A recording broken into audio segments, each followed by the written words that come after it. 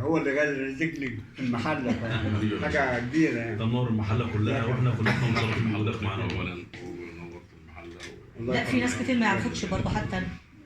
ها؟ لا اسمع الصوت. ما كده يعني شكل الصوت واضح واكيد يعني. محمود المصري مهندس ورئيس جمعيه حمايه المستهلك الغربيه.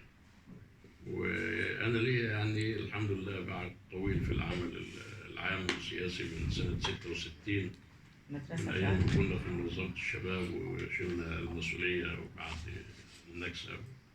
وزي ما حضرتك قلت كده كانت الكلمه بعد النكسه كان في ابناء السويس ومحمد حمام يا بيوت السويس والموت يا امي ما تبكيش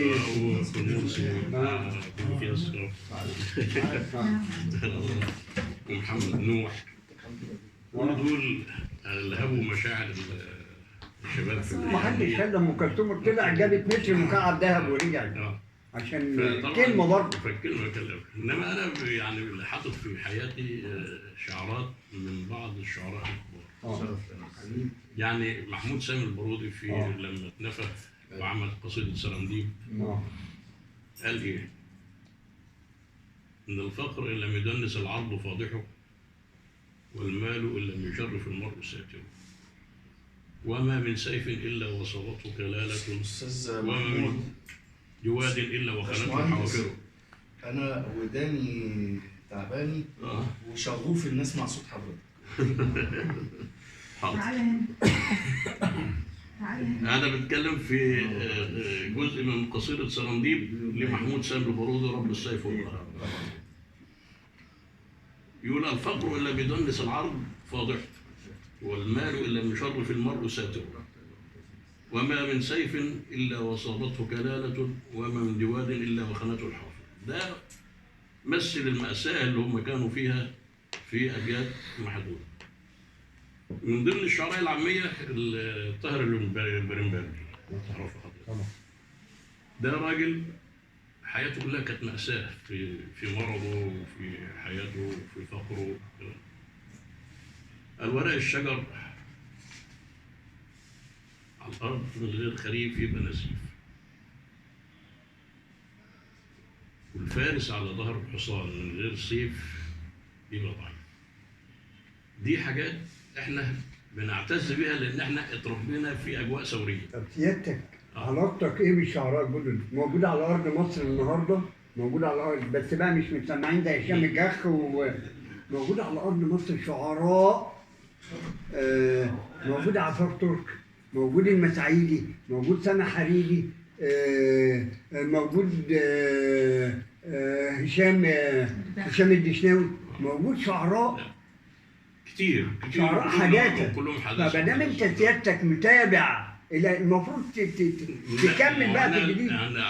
يعني ايه ليه ظروف؟ انا دلوقتي مهتم وكل وقتي مهتم بقضايا الناس، بالعمل الاجتماعي. العمل الاجتماعي والعمل الحقوقي، ان انا يعني بتبنى قضايا الناس في حمايه المستهلك. واخده كل تفكيري. لا انا مطعم ضابط الثقافه. واخده كل وقت وكل تفكيري. كانت حضرتك حتى يعني ايه احنا رحنا المانيا في وفد رسمي لدراسه حمايه المستهلك في المانيا. كان في بروتوكول الاتحاد الاوروبي المانيا وفرنسا واسبانيا. فلما رحنا هناك كان احنا لنا فكر عجبهم هناك. يعني انا كان معايا مثلا كنت عامل مطبوعات وافكار في المانيا انبهروا بيها، وموجود طبعا عندنا نسخ منها لحد دلوقتي. انبهروا بالشغل اللي احنا بنعمله كدوله في حمايه المستهلك. كانت نشأة مع الرغم ان احنا من سنه 64 في قانون 32 لسنه 64 الجمعيات الاهليه موجود من ضمن تنميه المجتمع نشاط حمايه المستهلك، لكنه ما كانش مفعل في السنين اللي فاتت. وهو مفعل بسبب لا بس خلي حضرتك معايا ما فعلش بفتره طويله لحد ايه؟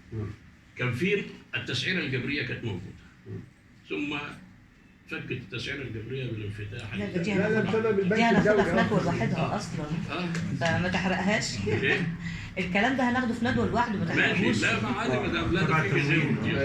هو جه في ملعبه. اه لا ده هو في اسماء كده انا حطاها في كشف اصلا كل واحده كده. خدت بال حضرتك. فطبعا كل هذا الكلام يعني واخد وقت، غير ان انا تعرضت لازمه صحيه شديده جدا فعلاً. في سنه 20. نفس الكلام. في اول الكورونا ما طلعت انا قعدت 45 يوم عنايه مركزه، منهم 12 يوم في المستشفى، وبقيت شهر ونص للاسف.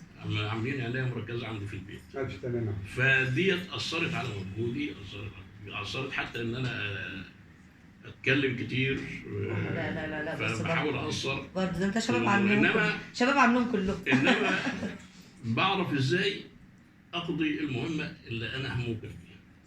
وده فضل من عند ربنا. ربنا يزيد سعادتك والناس بتوع العمل أستاذ الاجتماعي سيد بالذات بيه. في الوقت ده